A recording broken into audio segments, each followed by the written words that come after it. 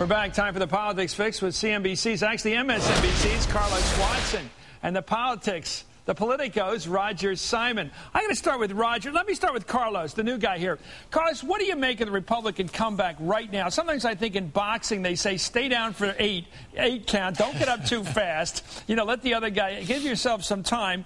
But some people in the Republican Party want to come back fast, knock out Barack Obama early, and somehow resume the Republican reign of the last 40 years. Let me ask you this. Is Newt Gingrich a logical contender for that role? Here he is last night. Let's take a look at him. Let me be clear. I am not a citizen of the world.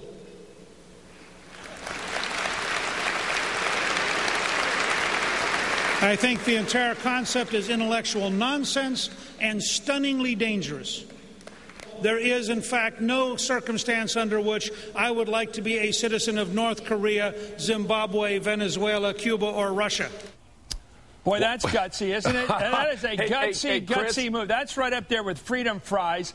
That sort of xenophobia, anti-world mentality. If that's going to lead the Republican Party out of the wilderness, maybe they should stay in the wilderness. Because he looks like the enemy. Go ahead there, Carlos. I tell you what, a good friend of mine called this the Lord of the Flies period. Right. Where you've got people running around doing and saying crazy things that they may not do during better times. I think the reality, though, is that although Rush Limbaugh and Newt jumped the shark, if you will, particularly during the Sotomayor thing, I think we're already moving to a different phase of the Republican revival where you start hearing from more editorial columnists, even authors like our own Joe Scarborough you had on. But I think all of this ultimately segues to this fall. And this fall, I think there's an opportunity for Mitt Romney, who's been laying low, kind of being quiet like you recommended, for Jeb Bush, maybe for Tim Pawlenty, a few other folks who aren't right now in Washington to step forward and say, you know what, there's a new vision, there's a new way to go. And you believe Jeb Bush is really in the on-deck circle? You know, I've got no doubt about it. You're the only guy I know who believes that. The only guy.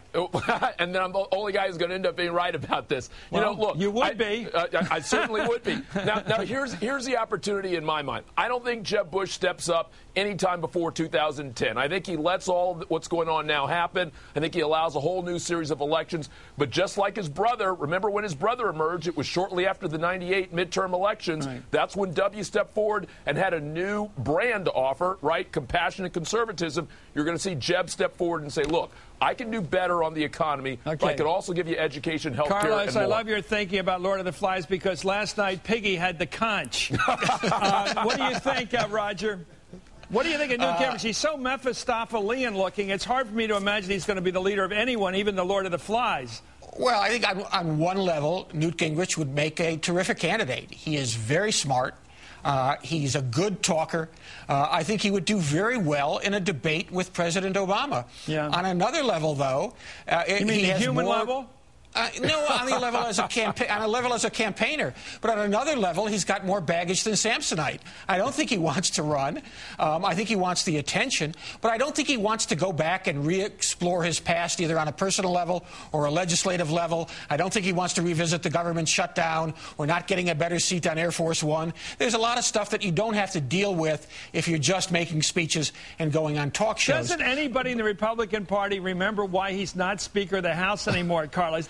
Is the memory so short? Is it national ADD where nobody remembers why this guy was bounced by his own party on a variety of reasons, for a variety of reasons? But remember, this is that no rules period right now. This is where all the teachers have left and gone home early, and the kids are running around the playground doing whatever they want to do.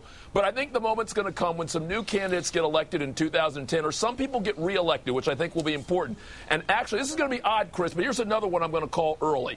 If Meg Whitman wins out there in California, which is still tough, and she's got a lot of work to do, I bet you immediately you start hearing people talk about her. They're that desperate, that hungry for serious candidates, and whether or not she ultimately becomes a presidential candidate, she'll become one of the 4 or 5 faces of the party. Well, if you throw enough of these Hail Mary passes tonight, one of them's going to get completed. Anyway, we're back with Carlos Watson and Roger Simon. We all heard that cheap shot from Newt Gingrich about Barack Obama, our president, being citizen of the world. I don't even know what that means exactly, except we are all earthlings to some extent, even Newt Gingrich. Let me go to Roger about the influence, however, of our president overseas. He did give an international speech with an international audience intended. That was the Cairo speech to the Islamic world. Within days, the more conservative pro-Western forces in Lebanon were elected over the Hezbollah-backed forces, which were also supported by Syria.